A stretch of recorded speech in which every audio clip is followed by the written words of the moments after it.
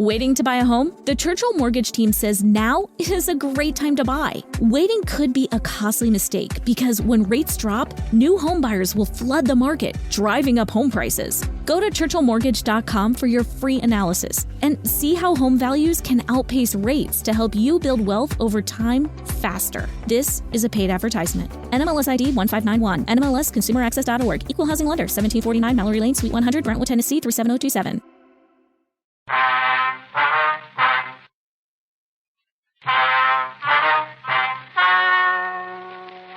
Ladies and gentlemen, the story you are about to hear is true.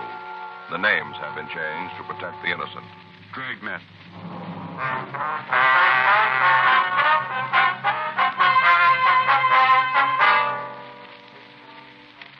You're a detective sergeant. You're assigned to robbery detail. For a week, you've been on rolling stakeout looking for a gang of thieves. There's no sign of them. On the way back to the office, you get a 211 call. Your job? Investigate.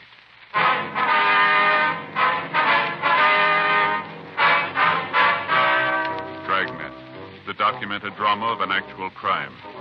For the next 30 minutes, in cooperation with the Los Angeles Police Department, you will travel step by step on the side of the law through an actual case transcribed from official police files. From beginning to end, from crime to punishment, Dragnet is the story of your police force in action. It was Thursday, October 9th. It was cool in Los Angeles. We were working the night watch out of robbery detail. My partner's Frank Smith. The boss is Chief of Detectives Thad Brown. My name's Friday. We were on our way back to the office when a 211 robbery call came in, and it was 12:18 a.m. when we got to the corner of Oxford and Barton Avenue. The Moyles Bar and Grill. The officer back there. Something I can do for you? Friday and Smith, central robbery. Sorensen, Unit 6L86. Did you answer the call here? Yeah, I'm a partner of me. He's on the other side of the place. What do you got? A couple of guys and a woman shot. My partner's with him now. Uh-huh. One of them's one of the hold-up men. Yeah. Did you get a description? Yeah, just put it out. All right. Guy that owns the place is back there if you want to talk to him. Yeah, we do. Did he witness the shooting? Yeah.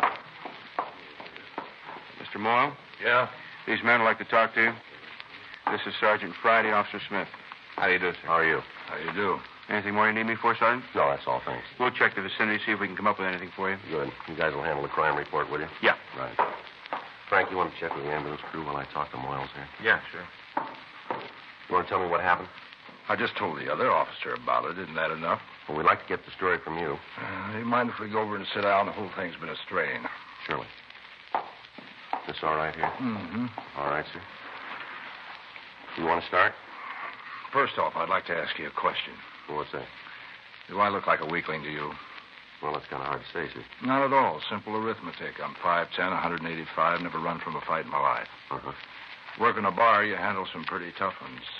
Loudmouths, guys that are trying to make time with some girl. You meet them all. Mm-hmm. Never had trouble with any of the rough times. Stood up and was counted. Yes, sir. You could just tell us about the shooting. Just what I'm getting to.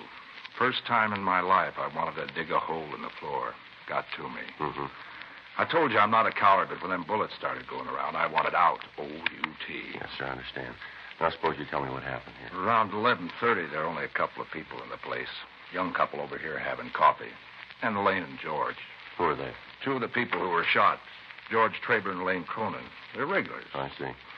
They're sitting here having a beer. We're talking. Uh-huh. Almost every night, Elaine comes in after work. She's a waitress. Nice girl, real sensible. What about Traber? He's a security guard at some kind of plant out in the valley. Aircraft, I think. Not sure about it. All right, you want to go ahead? We're all three talking when these two guys come in. First, I thought it was somebody for a belt. Mm-hmm. I know most of the people in the neighborhood. Never saw these two before. Yes, sir. Come in and order a drink. I gave it to them. And they paid. Yeah. Dirty trick. Well, how do you mean that? Gave me a 5. Drinks came to about 20. Big guy picked up his change, left 80 on the bar. Figured it was a tip. Picked it up. Going to drop it in the glass. Yeah. No sooner turn around, the little guy pulls a gun. Points it right at me. Yeah. Tells me it's a stick-up. Guy with him runs over to the door to cover it. Mm-hmm. Little man moves down the bar and tells George and Elaine to stay where they are. They won't get hurt. Then he turns around to me and says for me to empty the register. I did what he said. Yes, sir. Now, the other man was by the door all this time, was he? Yeah. Just standing there. I guess he wanted to check the other side of the place. 2 kids had left. Wasn't anybody there. Mm-hmm. All the time I was standing there hoping that nobody'd start anything. Yeah. Joe? Yeah. What do you got? Ambulance just left. Took all three of them in. Sorensen's were the suspect. How they doing? The other guy they found up front's not doing too good, hit in the stomach. Mm-hmm. Other fella shot up pretty bad, but none of the wounds looked serious. Girl was hit in the right leg. Not too bad. Anything else? Well, near as I can figure, the guy who was shot in the stomach is one of the hold-up men. Checks out with what I got from the owner. He say anything? Attendant said they'd call us from the hospital as soon as we could talk to him. All right. We better get in touch with the officer down there and make sure there's somebody with him all the time. Yeah, I got the two guns involved. 32 automatic, 38 police special. All right. Found the 32 in the suspect's hand. Okay. You want to call the office, have somebody stay with the suspect? I better get back to the owner. Right. That other cop tell you anything? No, sir, not much. Now, if you want to go ahead with your story. I thought maybe you had some kind of clue or something to tell you who the other two were. There were three of them? Yeah. Two in here. The other one was out in the car. Didn't come in at all. Mm-hmm. Did you see the person driving the car? Not good. I told the other cops about it. Couldn't even tell if it was a man or not. What do you mean? Might have been a girl with one of those new short haircuts. I just got a glance when they drove off. I see. You want to go on about what happened in the bar? Well, after this one guy told me it was a holdup, I gave him the money. I didn't want any trouble. Mm-hmm. I put the currency on the bar, and the little fella stuffed it in his pockets. I thought they'd leave after that. Might have if I hadn't started to laugh. How's that? I started to laugh. I guess it was the tension and all, but when I opened the register, I looked right at the frame hanging over it. First dollar I took in. Yeah. This was my first holdup. I got to thinking about what I could hang up to show for it. Thought the only thing would be a frame full of nothing. It struck me real funny. Little fella got real sore, wanted to know what the big joke was. Oh. I couldn't tell him. More he asked, funnier the whole thing got. That's when he started to look around to see if there was some kind of private joke. Mm-hmm. George and Elaine must have thought I was nuts. Yeah. Elaine tried to wave to me and tell me to be quiet. That's when the guy saw the watch she was wearing. Well, what happened? Told her to take it off. Got real nasty about it. Guess he was sore about me laughing. Mm-hmm. She did like he said. As soon as I saw that, I got mad. Real mad. Yeah. I thought about what I could do.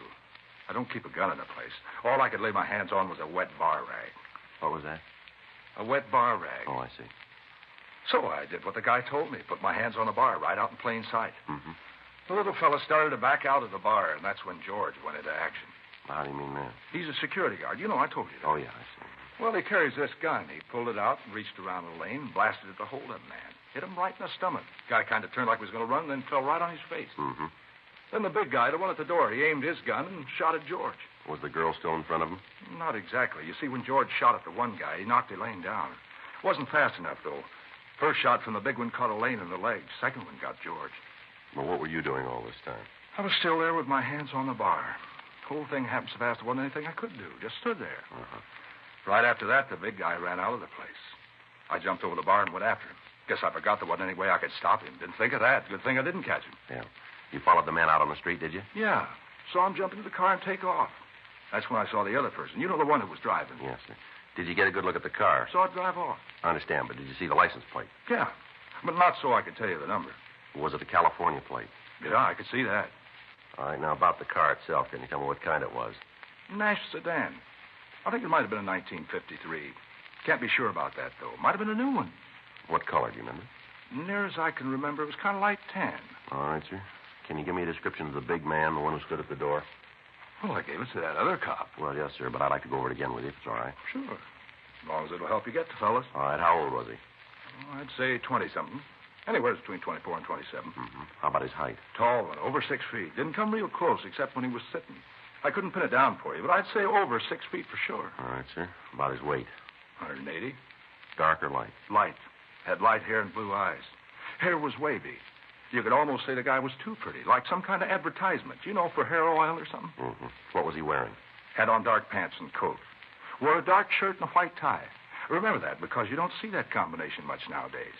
Back in the 30s, it was all the go. Mm-hmm. You sure about the shirt and tie? Positive. Real contrast. Dark shirt and white tie. All right. Was he clean shaven? Yeah. Talk to the business office, Joe. They're sending a team over to the hospital. That's good. Stop and talk to the men in 6L86. They checked the neighborhood. Didn't come up with anything. Mm-hmm. What about Elaine? Is she going to be all right? Yes, sir. She's not hurt seriously. Sure, glad of that. Felt bad about not doing anything to help her, but I'm the kind of guy when I cut my finger, I can't even put a bandage on it myself. Mm-hmm. Always been like that. Yeah. What kind of gun did the man at the door have, do you remember? Looked like a .45 automatic. I see. Descriptions check out. Yeah. Type of guns are the same, too. You know these men? Well, we've got an idea who they are, yes, sir. We've been after them for some time now. Sure wish I could have given you more. It was all over in a few minutes. Well, you've helped us quite a bit already, Mr. Moyle. At the time, it seemed longer than a Monday when there's been too much Sunday. Yeah. These guys done this kind of thing before? Well, we think so. They've been hitting theaters. This is the first time they've hit a cafe. Hope it's going to be the last. The way they put the B on George and Elaine, like to see you get them. Well, we're going to try. If you do, could you do me a favor? What's that? Well, I kind of goofed it up when they were here before. I'd like another chance at the big guy when he hadn't got his gun. Well, I'm afraid we can't do that, Moyle. It's police business. Why not? He's bigger than me. Yes, sir? Be a fair fight, wouldn't it?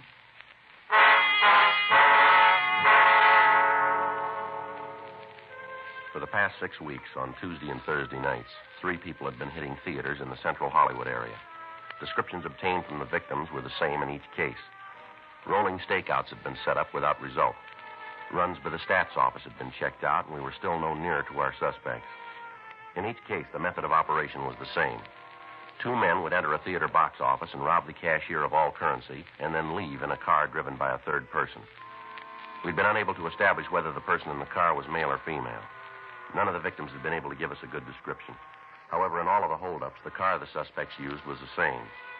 The robbery of the cafe and the shooting of the 2 witnesses gave us our first concrete lead to the identity of the suspects.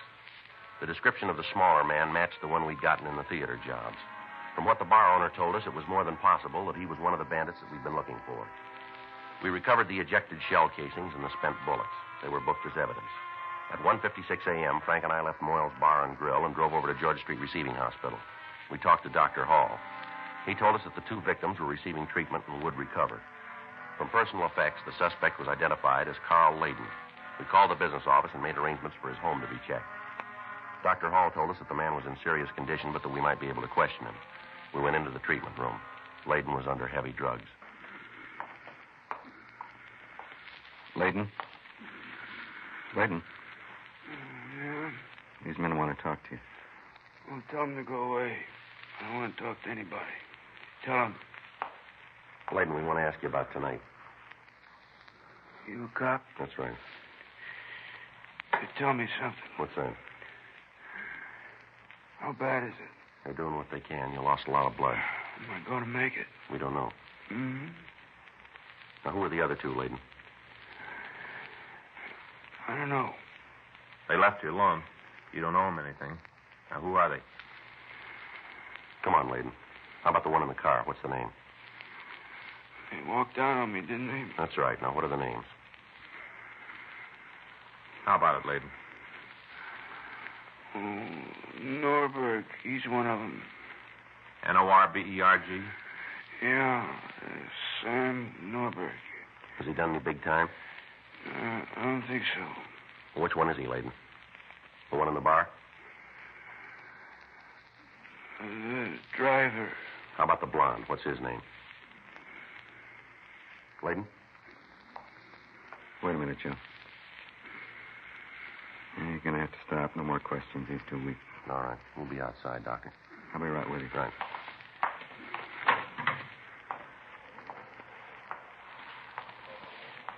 What do you think? I don't know. It's a good lead. Yeah. You got a name. Let's find who wears it, huh? Better run it through, I guess. Try to come up with an address. Hope he's not the kind of guy who changes it 3-4 times a year. Well, if he is, we can help him. Yeah. We'll give him a new one.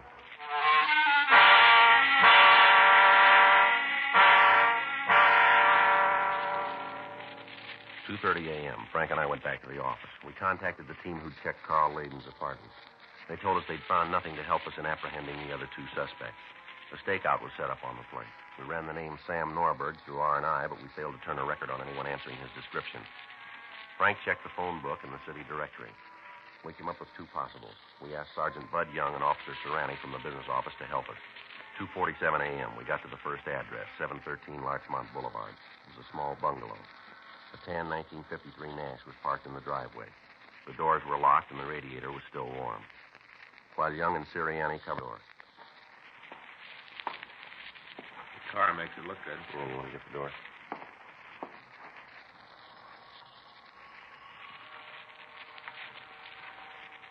Probably asleep. Yeah.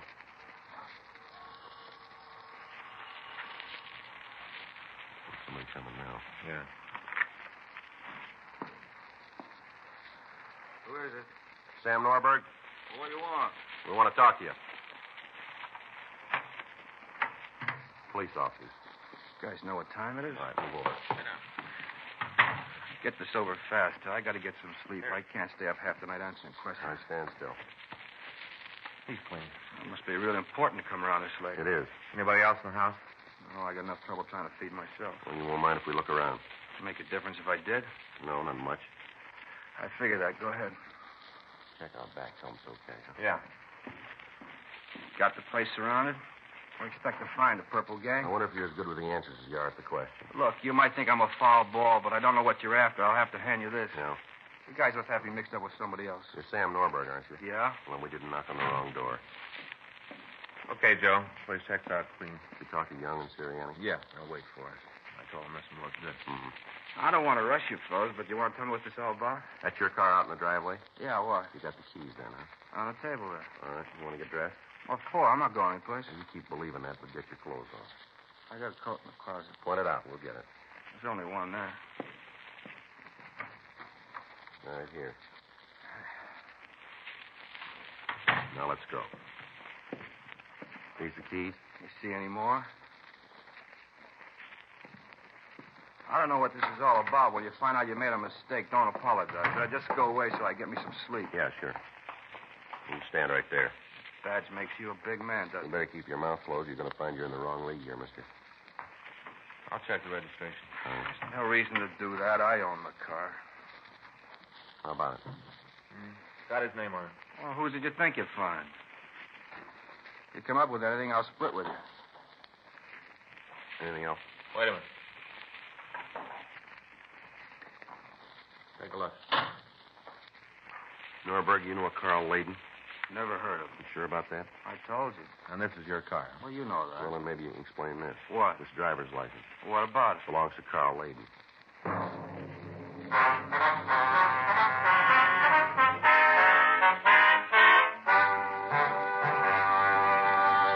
You are listening to Dragnet, the authentic story of your police force in action.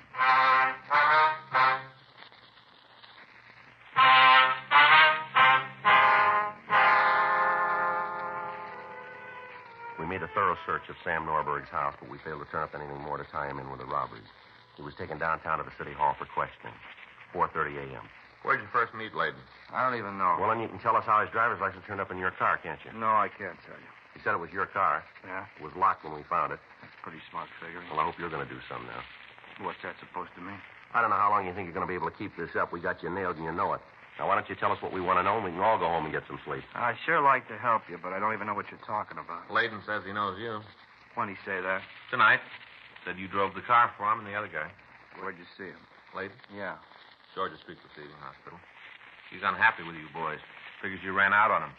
Willing to fill us in on the whole deal. With him on our side and the witnesses to the robbery tonight, you're in real trouble, Norbert. This on the level? Right down the line. I heard Layden didn't make it. You heard wrong. You want us to put in a call so you can talk to him? A lousy deal. Clint told me he was dead. Clint's the blonde fella, isn't he? Yeah, Clint Purnell. Told me all about how Layden didn't make it to the door of the place. Said he went right out. Well, that's not right. I'll check on it. Okay. What a lousy Clint. You know where he is? No, if I did, I'd give it to you. When'd you see him last? Tonight, I dropped him off downtown. Where? Fifth and Spring. Said he had a big day. Uh-huh. Should have known not to trust Clint. Yeah. You got a cigarette? Here. Thanks. Help yourself. How long you known Purnell? I don't know. A couple of months. Where'd you meet him? A bar out on First Street. Layden and me used to go there all the time. Uh-huh. Layden and me have been good friends for a long time. We never been in trouble before we met Clint. Purnell set up the deal? Yeah. He started to talk to us about we could pick up some easy money. He laid out the whole idea. Layden and me told him we'd never been hung up in anything like it before. Mm-hmm. He said he knew enough for all of us. Clint's a pretty good talker. Guess it don't make a lot of difference, though. We could have said no. Where's Purnell live? He had a place out on Venice Boulevard. You got an address? No, but I can show you where it is. How'd you do? I don't think we got it. Take a look at these. Huh? Mr. Clint Purnell you're talking about? Yeah, that's him. He's older than that now. Mm-hmm. He's better looking in person than he is in that picture. Well, he probably had an off day. Well, his clothes make him look different, too. The dark shirts. He always wear them, does he? Yeah, I never saw him anything else. He asked me one day why I always wore a white shirt. Said it was square. Mm-hmm. Asked me how long I could wear a white shirt. I told him one day. Yeah. He says I'm crazy.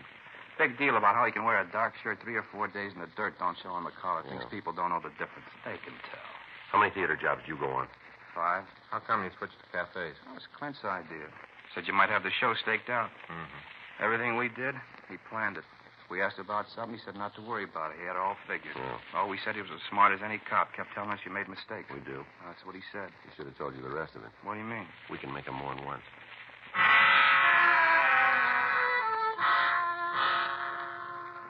We took Sam Norberg down to the carpool and we drove him out on Venice Boulevard. He pointed out the rooming house where Clint Purnell lived. While I waited with Norberg, Frank went up to check with the manager. In a couple of minutes, he came back. Well, looks like we missed it. What do you mean? Manager says Purnell was here about 2:30. Yeah. Packed his bags and left.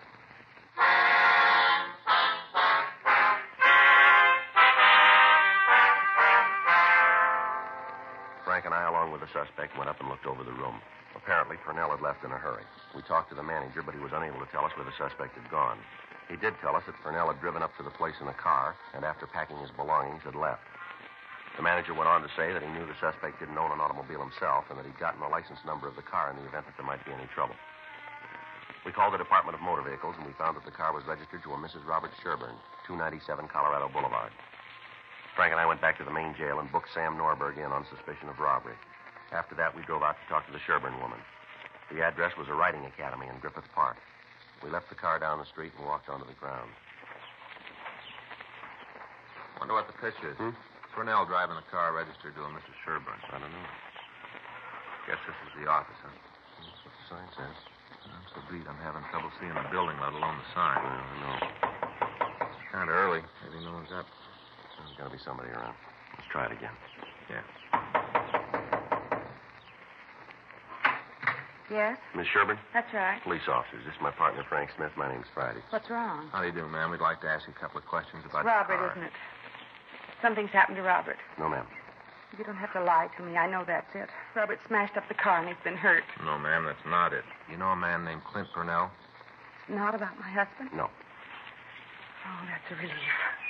He left for Bakersfield this morning. I thought there'd been an accident. I was scared. Like when you're baking a cake and somebody slams the door, you have to check the oven, but you're afraid to look and you're afraid not to. Yeah, you know how that is. Yes, ma'am. Now, about Clint Purnell, do you know him? Yes, I do. He's my stepbrother. Is that why you're here? What's that? Clint in trouble again? We'd like to talk to him. I guess I should have known it. Clint never comes around unless he's in trouble. You seen him then? Yes, he came by last night. Said he wanted to borrow the station wagon to pick up his stuff. He said he was going back east because he couldn't make a go of it here on the coast. Do you know where he is now? Yes. He's back in the tack room. Said he didn't have any place to sleep, and I'd let him use the cot in there. All right. What kind of trouble's he in this time? It'd be better if we talked to him. Well, whatever it is, I'm not going to stand behind him. He promised me. He promised Robert. If he's running again, he isn't going to get any help from us. All right. Where's this tack room? Back there. It's the second door. Thank you. I hope there isn't going to be any trouble. Well, if there is, he'll have to start it.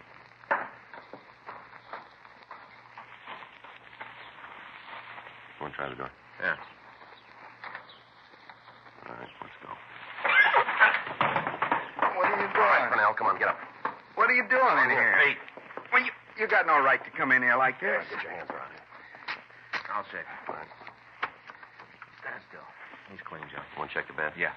You guys got a lot of nerve busting in here like this. No reason for it. Yeah, sure. 45 automatic under his pillow. Big deal. So you found a gun. What's that prove? You carry him, too. Yeah, but there's a big difference, mister. Is that right? Yeah, we get paid for it.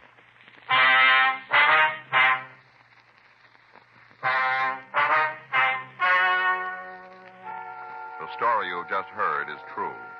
The names were changed to protect the innocent. On January 20th, trial was held in Department 97, Superior Court of the State of California, in and for the County of Los Angeles.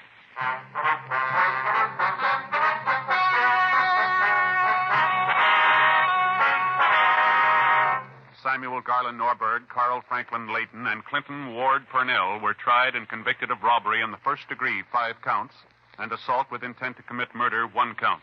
They received sentence as prescribed by law. Robbery in the first degree is punishable by imprisonment in the state penitentiary for a period of not less than 5 years. Assault with intent to commit murder is punishable by imprisonment for a period of from 1 to 14 years.